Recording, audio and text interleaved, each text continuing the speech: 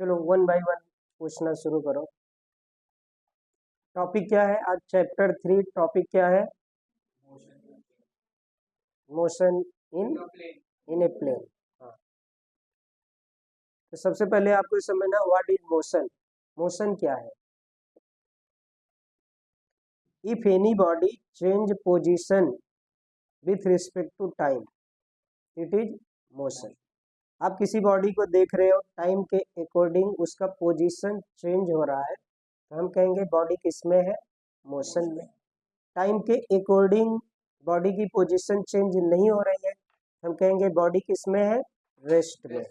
जैसे सपोज आप इस चेयर को देख रहे हो, डस्टर को देख रहे हो, यहाँ पर एक डस्टर रखा हुआ है, आप इसको देख रहे हो, अभी आपने देखा वहीं पर दिख रहा है। टाइम कितना हुआ है आपने देखा? 1:35 हो रहा है। 140 पर आप देख रहे हो, तब भी वहीं उसकी पोजीशन दिख रही है। 150 पे आप देख रहे हो, वहीं पोजीशन उसकी दिख रही है। हम क्या कहेंगे? Body in rest. समझा? आपने मान लो 2 o'clock पे ऑब्जेक्ट को देखा और 2:05 2:05 बाद आप देख रहे हो बॉडी वहां नहीं दिख रही, थोड़ी दूर पे दिख रही है, उसकी पोजीशन क्या हो गई? चेंज हो गई। तो हम कहेंगे बॉडी इन मोशन। अब मोशन भी 2 टाइप्स के होते हैं, uniform motion and non uniform motion. Uniform motion किसको बोलेंगे? जब कोई ऑब्जेक्ट या बॉडी इक्वल टाइम इंटरवल में इक्वल डिस्टेंस कवर कर रहा है, तो उसको हम कहेंगे यूनिफॉर्म मोशन। और if any body covered unequal distance in equal time interval, it is non uniform motion. तो आपने देखा कि बॉडी 2 टाइप से, एक तो बॉडी रेस्ट में हो सकती है या मोशन में हो सकती है। आपको यूनिवर्स में जितने भी ऑब्जेक्ट दिख रहे हैं या तो रेस्ट में या मोशन में है, 2 ही सिचुएशन है। अगर टाइम के अकॉर्डिंग उनकी पोजीशन चेंज हो रही है तो हम कहेंगे वो बॉडी किस में? मोशन में है। टाइम के अकॉर्डिंग पोजीशन चेंज नहीं हो रही है, हम कहेंगे वो किस में है? रेस्ट में है। अब मोशन भी 2 टाइप्स का हो गया, यूनिफॉर्म टाइम के अकॉर्डिंग इक्वल टाइम इंटरवल में इक्वल डिस्टेंस कवर कर रही है कोई बॉडी। मान लो आप किसी ऑब्जेक्ट को मेजर कर रहे हो, व्हीकल्स मूव कर रही है, उसको ऑब्जर्व कर रहे हो, 5 मिनट में आपने देखा वो 2 किलोमीटर गए, नेक्स्ट 5 किलोमीटर में फिर से 2 किलोमीटर गया, नेक्स्ट 5 मिनट में अगेन 2 किलोमीटर गया, हम कहेंगे यूनिफॉर्म मोशन। आप किसी बॉडी को ऑब्जर्व कर रहे हो, 1 मिनट में वो 2 किलोमीटर गया, नेक्स्ट 1 मिनट में 1 किलोमीटर ही गया, नेक्स्ट 1 मिनट में 5 किलोमीटर गया, तो टाइम इंटरवल तो इक्वल है, लेकिन डिस्टेंस क्या हो रहा है? Different different unequal. इसको हम क्या कहेंगे? Non uniform motion. तो सर ने आज मोशन इन प्लेन आपका टॉपिक लिया है, उसमें जो भी आपको डाउट है, डिस्टेंस, डिस्प्लेसमेंट, वेलोसिटी, आप उनमें से पूछ सकते हैं, जो भी डाउट है। आप बुक देख लो और वो 1 बाय 1 आप पूछो। हाँ देखो, इन्होंने पूछा है पाथ लेंथ क्या है। जो डिस्टेंस है ना, एक्चुअल पाथ लेंथ, जो डिस्टेंस है इसको हम कहते हैं एक्चुअल पाथ लेंथ। इसका एग्जांपल, कहाँ रहते हो आप? मान लो आप नाला सुपारा से चल के इस क्लास में, या जैसे भी आप आए हो, अपने घर से आप गए नाला सुपारा स्टेशन, नाला सुपारा स्टेशन से आप वसई स्टेशन आए हो, वसई स्टेशन से क्लासेस तक आए हो, तो इस डिस्टेंस को अगर हम मेजर करें, इसी को हम पाथ लेंथ बोलेंगे। और इसको अगर हम मेजर करें टोटल, आपके home to Nala Sopara station, Nala Sopara to Vasai station, Vasai station to B Kumar academy, तो ये जो पाथ लेंथ है, एक्चुअल पाथ लेंथ, जैसे जैसे आप गए हो वैसे ही मेजर करो, तो actual path length is called distance. उसको हम क्या कहेंगे? डिस्टेंस, दूरी। अब डिस्प्लेसमेंट दूसरा चीज है, क्या है? डिस्प्लेसमेंट। डिस्प्लेसमेंट में हमें एक्चुअल पाथ लेंथ नहीं चाहिए। डिस्प्लेसमेंट में हम क्या देखते हैं? Initial position to final position, आप कहां से चले हो और कहां पर पहुंचे हो। जैसे आप अपने घर से नाला सुपारा स्टेशन गए, वसई आए, ये सबसे मतलब नहीं है। डिस्प्लेसमेंट में आपके होम टू, जैसे यहाँ पे पहुंच गए ना, तो final position to initial position एक लाइन ड्रा कर दो, यहां से आपके होम के लिए एक स्ट्रेट लाइन ड्रा कर दो, दैट इज डिस्प्लेसमेंट। तो डिफरेंस समझ आया? What is difference between distance and displacement? Distance में हम क्या कंसीडर कर रहे हैं? Actual path length. और डिस्प्लेसमेंट में हम क्या कंसीडर कर रहे हैं? Final position to initial position. कहां से हम चले थे और कहां पर हम पहुंचे, ये डिस्टेंस को मेजर कर रहे हैं। Distance can not be zero, distance zero नहीं हो सकता। Displacement can be zero. आप जहां से चले थे यहां आकर के फिर वहीं पहुंच जाओ तो डिस्प्लेसमेंट क्या हो जाएगा? जीरो। जैसे ना अपने home to Nala Sopara station, station to academy, academy to home. तो अब अगर हम डिस्प्लेसमेंट की बात करें तो डिस्प्लेसमेंट क्या हो गया? जीरो। तो अगर आपको लिखना है बुक में कि what is the difference between distance and displacement, तो सबसे पहला डिफरेंस है कि in distance we consider actual path length, in displacement we consider only final position to initial position. Next, distance का भी यूनिट क्या होता है? मीटर। डिस्प्लेसमेंट का भी यूनिट क्या होता है? Metre. Distance can not be zero, displacement can be zero. Distance is scalar quantity, displacement is vector quantity. इसका डायरेक्शन बोल रहे हैं final position to initial position. Distance में हम ये नहीं कर रहे। डिस्टेंस और डिस्प्लेसमेंट का जो डायमेंशन होगा वो सेम होगा। क्या होगा? L/m0 T0, क्योंकि इसमें लेंथ ही हम कंसीडर करेंगे। और किसी के बुक से कोई डाउट है तो बोलो वन बाय वन। हाँ बोलो, में क्या डिफरेंस है? ठीक है, इनका क्वेश्चन है कि what is the difference between rectilinear motion या मोशन इन वन प्लेन और motion in two plane, motion in three plane 3D, इनमें क्या डिफरेंसेस है? सबसे पहले आपको इन्होंने बहुत अच्छा क्वेश्चन पूछा। कितने सारे क्वेश्चन पॉइंट हैं जो आपको समझता नहीं है फिर भी आप इग्नोर कर देते हो। आपको एक एक पॉइंट को कंसीडर करना तब समझ आएगा। फिजिक्स इज ए कॉन्सेप्ट, समझ नहीं आता तुरंत सर से पूछो, समझा? जैसे पहला पॉइंट क्या है? Rectilinear motion. उसको हम एक नाम और भी देते, क्या लिखा है? तुमने क्या पूछा? रेक्टिलिनियर मोशन ना। उसको हम स्ट्रेट लाइन मोशन भी बोलते हैं। एक नाम और भी उसका, ट्रांसलेटरी मोशन। जब कोई बॉडी एक स्ट्रेट लाइन में मोशन करती है तो उसको हम क्या बोलेंगे? Rectilinear motion. जैसे आप अपने घर से कार से एक स्ट्रेट लाइन में एकेडमी तक आए हो, अपनी ये ट्रेन है विरार टू चर्च गेट, एक सीधे डायरेक्शन में जा रही है, it is straight line motion. जब कोई बॉडी स्ट्रेट लाइन मोशन कर रही है तो उसी को हम क्या नाम देंगे? Rectilinear motion, translatory motion, straight line motion. जब कोई बॉडी सर्कल के सरकमफेरेंस पे मोशन कर रही है तो उसको हम क्या कहेंगे? Circular motion. समझ आ गया? जब कोई बॉडी एक सर्कल के सरकमफेरेंस पे मोशन कर रही है तो उसको हम कहेंगे सर्कुलर मोशन। क्लियर हुआ?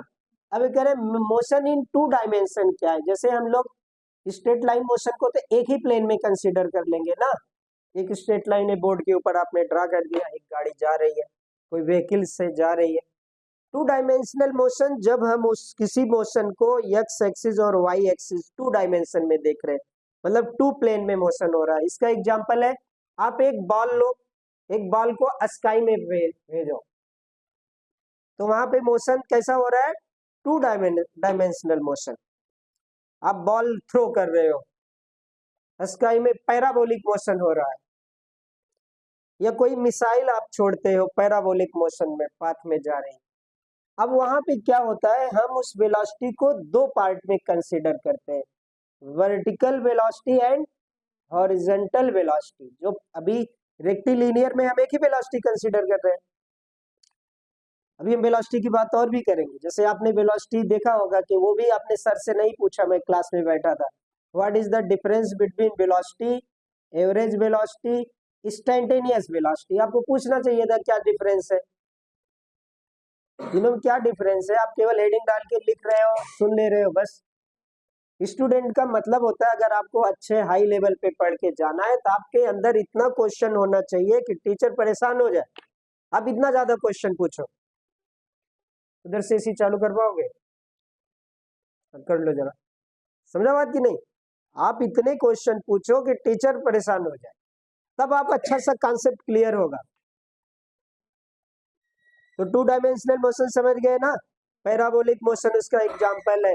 वहां पे हम दो टाइप्स के मोशन को कंसीडर करेंगे, किसी भी वेलोसिटी को, एक्सीलरेशन को, वर्टिकल और हॉरिजॉन्टल। अब देखो एक्स एक्सिस हमारा कैसा होता है, हॉरिजॉन्टल, और वाई एक्सिस कैसा होता है, वर्टिकल।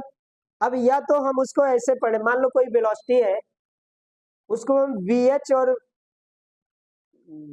और वी बी कर दे, तो वी एच का मतलब हो गया हॉरिजॉन्टल वेलोसिटी और V B means vertical velocity. Clear हुआ?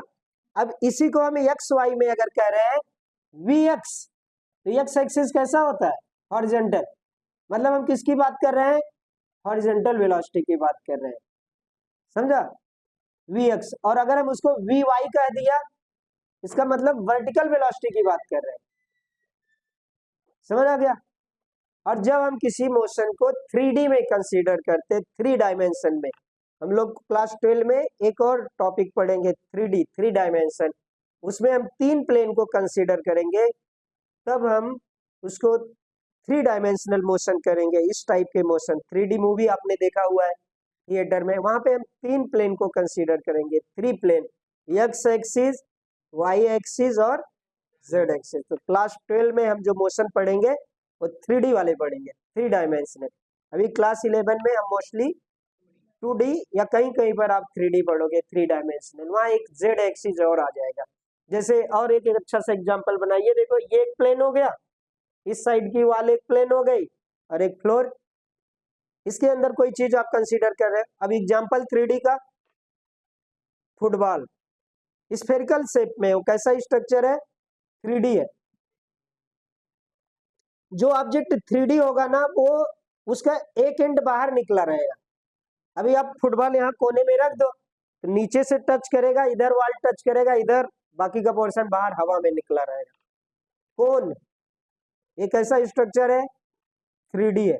सिलेंडर एक ऐसा स्ट्रक्चर है, 3D है। ये सब का जब हम मोशन पढ़ेंगे तो इसको हम स्टडी करेंगे 3 डायमेंशनल।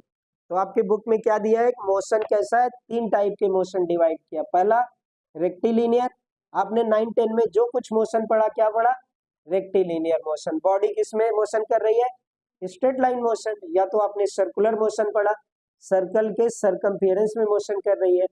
दूसरा 2 डायमेंशनल, अभी हम इसको पढ़ेंगे, पैराबोलिक मोशन। ये मिसाइल वाला जो बात किया, कोई बॉल हम मान लो हवा में उछालते हैं, you throw a ball in sky, तो ये कैसा मोशन होगा, 2D मोशन होगा, 2 डायमेंशनल मोशन होगा। कोई फाइटर जेट प्लेन हवा में उड़ रहा है, स्काई में, स्पेस में कोई चीज मोशन कर रहा है, तो उसको हम कैसे कंसीडर करेंगे, 2 डायमेंशनल में स्काई कंसीडर करेंगे। ठीक है, बाद में हम 3D भी करेंगे। और कोई क्वेश्चन? हाँ, और कोई क्वेश्चन वेलोसिटी पर?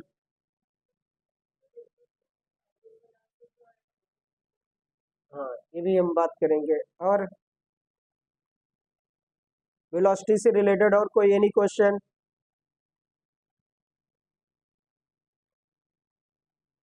सबसे पहले हम वेलोसिटी और स्पीड की बात कर लेते हैं, फिर हम उसमें ऐड करते जाएंगे एक एक चीज को। वेलोसिटी क्या है, जैसे अगर हम साइंस के लैंग्वेज में इसकी डेफिनेशन दें, displacement displacement with respect to time is called velocity. Displacement with respect to time is called velocity. Time के साथ साथ यहाँ पे भी पोजीशन चेंज हो रहा है। हम वेलोसिटी की बात तब करेंगे जब टाइम के अकॉर्डिंग बॉडी की, आप अपने घर से निकले किसके लिए, क्लासेस के लिए, आपने अपने कार को स्पीड बढ़ा दिया, 120 किलोमीटर पर आवर से आप आ रहे हो, तो दैट इज स्पीड। लेकिन अगर तुमने अपने कार का डायरेक्शन होम टू एकेडमी कर दिया है तो फिर ये वेलोसिटी में कन्वर्ट हो जाएगा। जब हम change in position with respect to time को विथ डायरेक्शन कंसीडर कर रहे हैं, मैग्नीट्यूड नहीं हम चेंज कर रहे हैं, विथ डायरेक्शन भी देख रहे हैं। जैसे एक ट्रेन है, आप बोल रहे हो कि ट्रेन चर्चगेट से विरार की ओर जा रही है 120 किलोमीटर पर आवर से, तो क्या हो गई, वेलोसिटी हो गई। आप दो बात कर रहे हो, एक तो उसका मैग्नीट्यूड भी बता रहे हो 120 किलोमीटर पर आवर, और डायरेक्शन भी बता रहे हो कहाँ किधर से जा रही है, विरार टू चर्चगेट। समझ आ गया वेलोसिटी। और अगर तुम केवल इतना बोल रहे हो कि एक train going to 120 kilometre per hour, it is speed. जब हम व्हीकल का मेजरमेंट टाइम के अकॉर्डिंग कर रहे हैं only magnitude, 120 kilometre per our is magnitude, तो इट इज स्पीड। ये क्या हो गया, स्पीड हो गया। और उसके साथ में अगर आप डायरेक्शन को भी कंसीडर कर रहे हो, इट इज वेलोसिटी। इसीलिए स्पीड का फार्मूला क्या है, डिस्टेंस अपॉन टाइम, और वेलोसिटी में क्या कर रहे हैं, डिस्प्लेसमेंट अपॉन टाइम, मतलब डायरेक्शन की भी वहां जरूरत है। समझ आ गया। अब दूसरा जो क्वेश्चन है, ये तो हो गया difference between speed and velocity. दूसरा जो क्वेश्चन है कि एवरेज वेलोसिटी हम क्यों कहते हैं, एवरेज स्पीड क्यों कहते हैं। पहले तो डिफरेंस ये समझना है कि स्पीड और वेलोसिटी, तो डिफरेंस क्लियर हो गया। स्पीड में ओनली यूनिट कंसीडर कर रहे हैं और वेलोसिटी में direction plus magnitude both consider कर रहे हैं, ये खत्म हो गया डिफरेंस। अब हमें देखना है कि वेलोसिटी को एवरेज वेलोसिटी क्यों कहते हैं, व्हाट इज एवरेज वेलोसिटी। तो अगर बॉडी की जो पोजीशन है टाइम के अकॉर्डिंग डिफरेंट डिफरेंट चेंज हो रही है, मतलब कोई ट्रेन आप कंसीडर करो विरार से चलती है और नायगांव तक जा रही है, अब विरार से नाला सुपारा का स्पीड उसका अलग है, समझा। या ऐसे देखो कि 1 आवर में वो 20 किलोमीटर गई, और फिर नाला सुपारा से वसई तक वो 1 आवर में 35 किलोमीटर गई, और फिर अगेन वसई टू नायगांव वो 1 आवर में 15 किलोमीटर गई, रुक रुक के जा रही, 15 किलोमीटर ही गई।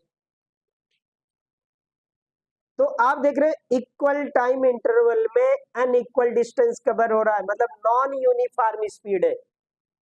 तो जब स्पीड नॉन यूनिफॉर्म होगी तो हमको वेलोसिटी क्या कंसीडर करना पड़ेगा, एवरेज वेलोसिटी कंसीडर करना पड़ेगा। समझा। जब हम स्ट्रेट लाइन मोशन करते थे तो हम आपको ये समझते थे कि आप घर से निकले हैं 120 किलोमीटर पर आवर स्पीड से, वही स्पीड आपकी एकेडमी तक है, समझा। हम वेलोसिटी कंसीडर कर लेंगे, स्पीड कंसीडर कर लेंगे।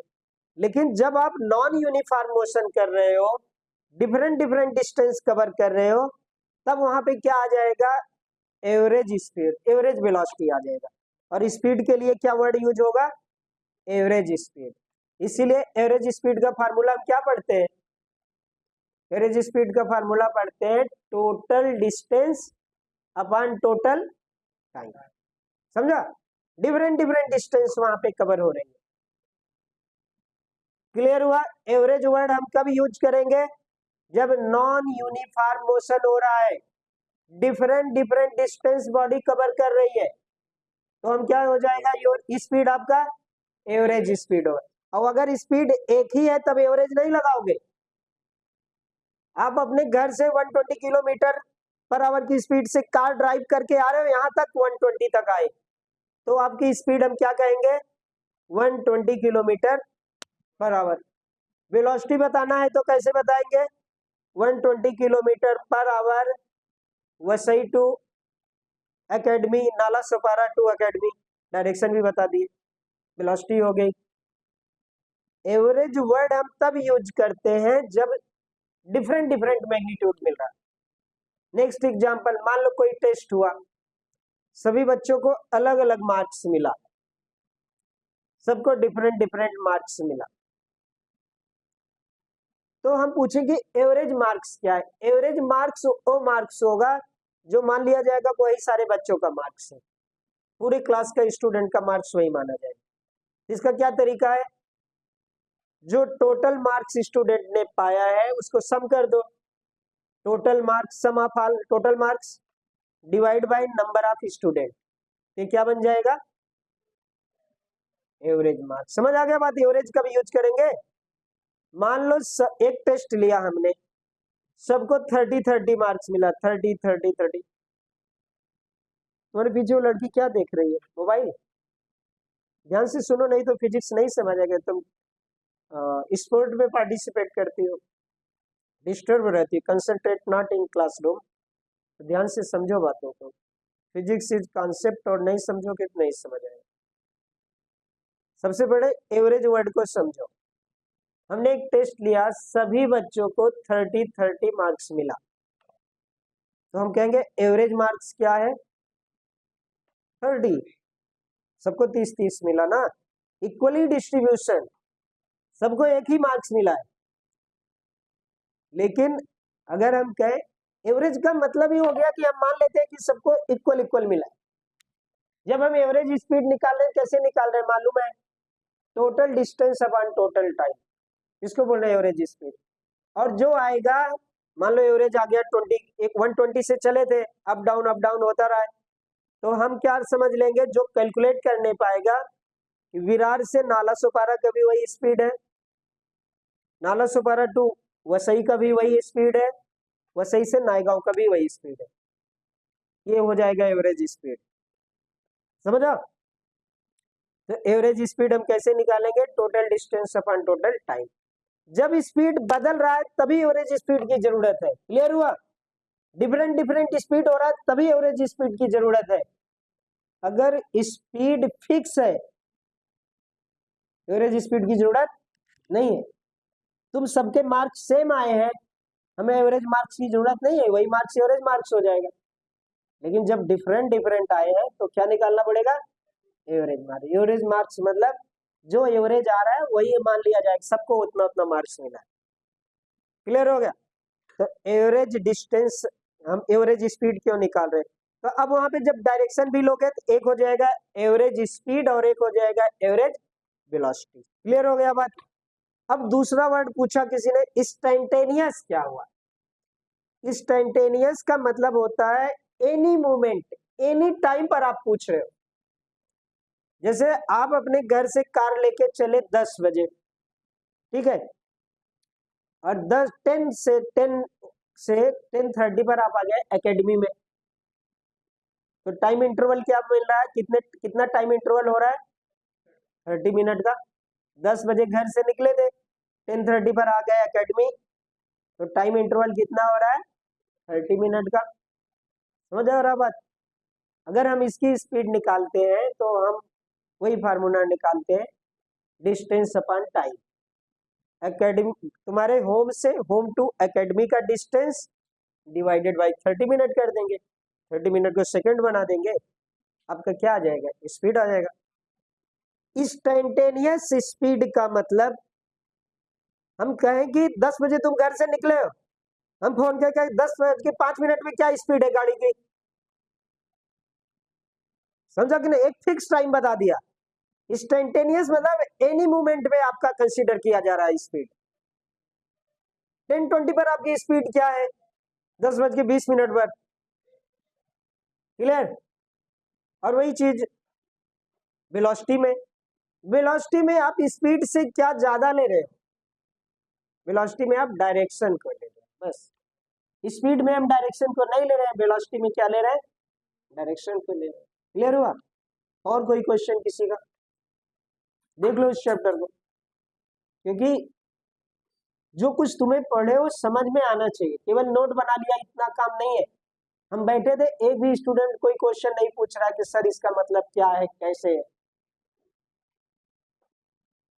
देख लो और कुछ है उसमें, डिस्टेंस डिस्प्लेसमेंट में डेफिनेशन क्लियर हो गया, स्पीड और वेलोसिटी में हो गया, एवरेज वेलोसिटी एवरेज स्पीड हो गया, इंस्टेंटेनियस वेलोसिटी और इंस्टेंटेनियस स्पीड में हो गया।